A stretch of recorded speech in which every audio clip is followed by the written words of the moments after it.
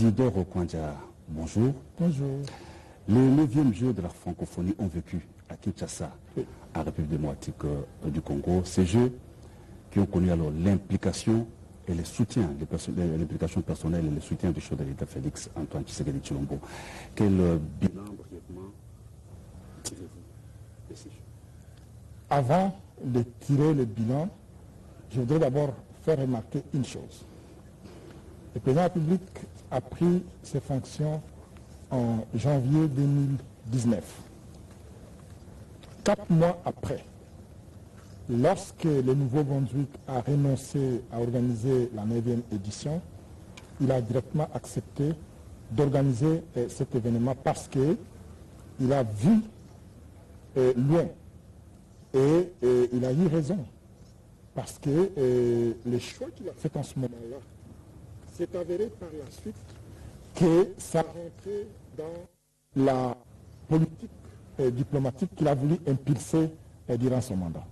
Ces Jeux ont été combattus, que ce soit au niveau intérieur, que ce soit au niveau international. Il y a des gens qui ont pensé que le succès de ces Jeux-là allait bénéficier à une personne et donc il faut faire tout pour que cela n'ait pas lié. Mais malgré tout ce qu'ils ont fait, nous avons organisé une belle édition. Sur les 42 pays qui s'étaient inscrits initialement, nous avons accueilli 37 pays, avec à peu près 2600 athlètes qui sont venus ici à Kinshasa. Et à la cérémonie d'ouverture, tout le monde a dit que c'était la plus belle édition des Jeux de la francophonie. À la cérémonie de clôture, on a vu l'engouement de la population. Le palais du peuple, l'esplanade du palais du peuple était plein à craquer. Les stades de martyrs, plein à craquer. Entre les deux, c'était plein de monde. Moi, j'ai dû appeler le ministre de l'Intérieur pour dire augmenter le nombre de policiers parce que nous risquons un débordement. Et j'ai fait un communiqué pour demander à la population de rester à la maison la cérémonie à partir de chez eux. Pourquoi? Parce qu'il y a eu un monde fou. Et ça, c'est la preuve par excellence que cela a été un grand succès.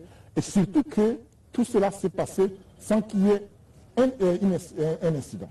Donc c'est vraiment une belle édition.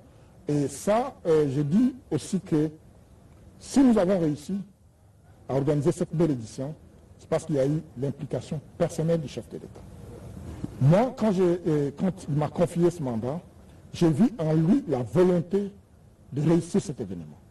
Et parce que lui-même croyait, moi je n'avais pas de raison de ne pas croire. Même lorsqu'il y avait des difficultés, il y avait toujours des solutions pour surmonter ces difficultés-là et arriver à construire des infrastructures qui restent un legs important pour la jeunesse congolaise. Alors les Jeux ont vécu, nous l'avons dit, nous vivons à présent l'après 9e Jeu de la francophonie. Oui, d'alors de la gestion du patrimoine. Oui, le patrimoine généré par ces Jeux de la francophonie. À quoi servira? De façon générale, il faut dire que l'organisation des Jeux de la francophonie avait également pour conséquence de permettre au gouvernement de construire les infrastructures pour la jeunesse congolaise. Parce que ces Jeux, ce n'était pas seulement pour l'international, pour faire venir tous ces mondes qui sont arrivés ici chez nous, mais c'était aussi pour doter notre pays des infrastructures. Aujourd'hui, nous avons plusieurs infrastructures sportives. Déjà, les infrastructures qui sont construites sont multisports. Donc, ils vont être là pour pratiquer plusieurs disciplines, que ce soit les basketball, les handball, les football, les catch, plusieurs autres activités qui n'étaient pas prévues dans le cadre des Jeux de la francophonie, mais qui ont trouvé de l'espace, qui ont trouvé des infrastructures et qui peuvent permettre à ce que nous organisions d'autres événements. Maintenant, qu'est-ce que nous allons faire de ces infrastructures? La première chose, c'est que nous devons comprendre que c'est un investissement important pour notre pays, pour notre jeunesse. Nous devons savoir mieux entretenir ces infrastructures pour que ça serve la génération actuelle et les générations futures.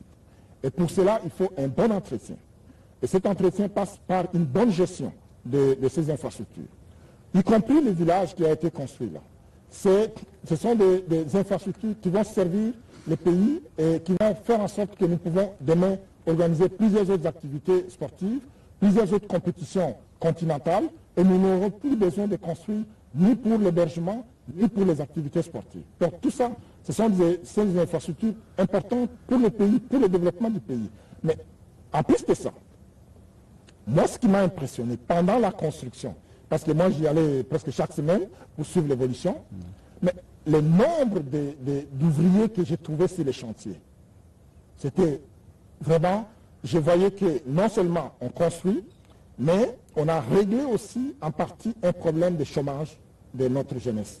Les jeunes gens qui étaient hier des Koulouna, qui n'avaient rien à faire, là je les ai trouvés en train, et c'était des bâtisseurs, en train de construire, et ces jeunes gens-là avaient un salaire, donc ils ont eu un pouvoir d'achat, et donc ça a réglé en partie leurs problèmes de pauvreté.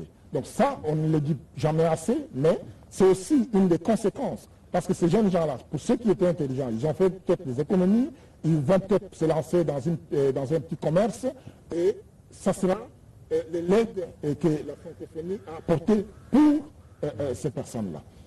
Maintenant, nous avons ces infrastructures, nous avons les logements, nous pouvons, j'ai entendu le président de la République dire, on veut relancer les Jeux de la RDC. Et pour relancer les Jeux de la RDC, on avait besoin des infrastructures, maintenant, nous les avons. Donc, on va organiser des compétitions au niveau provincial, et le final, ça va avoir lieu ici à Kinshasa. Ils seront logés dans ce bâtiment, ils vont faire les activités sportives dans ces infrastructures. Donc, nous n'aurons plus à faire des dépenses énormes pour organiser de tels événements, même si nous voulons organiser des coupes d'Afrique, de basket, de tennis de table, de judo, de football. Nous avons les infrastructures dans notre pays. Vous avez parlé de l'entretien, or l'entretien n'est pas le fort du... Ben, en fait, moi, le mandat qu'on m'a confié, c'est d'organiser les Jeux. J'ai organisé les Jeux, maintenant je dois faire les rapports, que je dois remettre au président de la République, que je dois remettre au Premier ministre et que je dois remettre à l'OIF. Mon mandat va s'arrêter là. Maintenant, le gouvernement va prendre la relève. C'est au gouvernement qu'il revient de déterminer qu'est-ce qu'il va faire de ces infrastructures, de déterminer comment ces infrastructures seront gérées. Mais ce que je dois donner comme conseil, étant donné que j'ai contribué dans le processus jusqu'à la fin, c'est qu'il faut vraiment qu'il y ait un bon entretien. Pourquoi? Parce que les infrastructures que nous, on a construites, elles sont couvertes. C'est-à-dire que ça prend un bon entretien, ça prend une bonne climatisation. Sinon, si la climatisation est foutue, ben, il ne pourra pas y avoir d'activité à l'intérieur.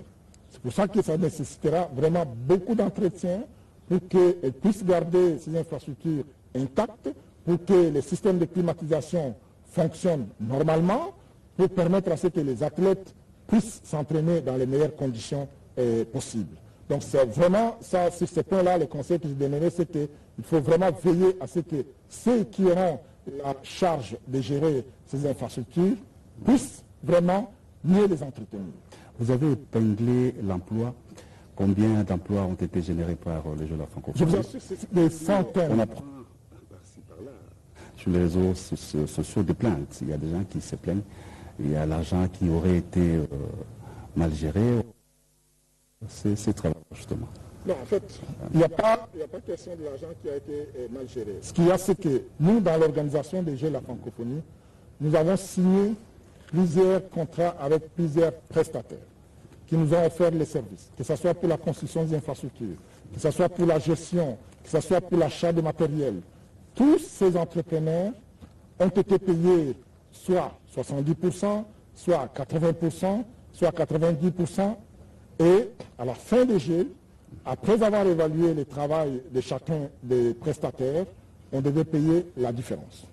C'est ça que nous sommes en train de faire maintenant, de faire l'évaluation de tout ce que nous avons commandé auprès des prestataires, de tout ce que les prestataires avaient à nous offrir comme service. Et après, une fois que nous avons fini cela, nous allons payer les soldes des engagements que nous avons pris vis-à-vis des différents prestataires. Mais l'autre chose que je devrais, peut-être vous avez soulevé, il y a les bénévoles qui n'ont pas encore été payés. Oui, ça, c'est un problème. Nous avons fait un processus de sélection des bénévoles. Parce que nous estimons que les bénévoles pouvaient nous apporter une contribution importante dans l'organisation des Jeux, et ce qui a été le cas. Et nous avons budgétisé cela. Mais juste maintenant, nous attendons que le gouvernement mette à notre disposition des moyens nécessaires pour que nous puissions payer tous les prestataires. En fait, il ne s'agit pas d'un salaire comme tel. Il s'agit d'une petite motivation, parce que l'entente que nous avons convenue avec tous les bénévoles, comme vous l'entendez, c'est du bénévolat. Mais nous avons pris l'engagement d'assurer leur transport et de leur donner une petite collation pour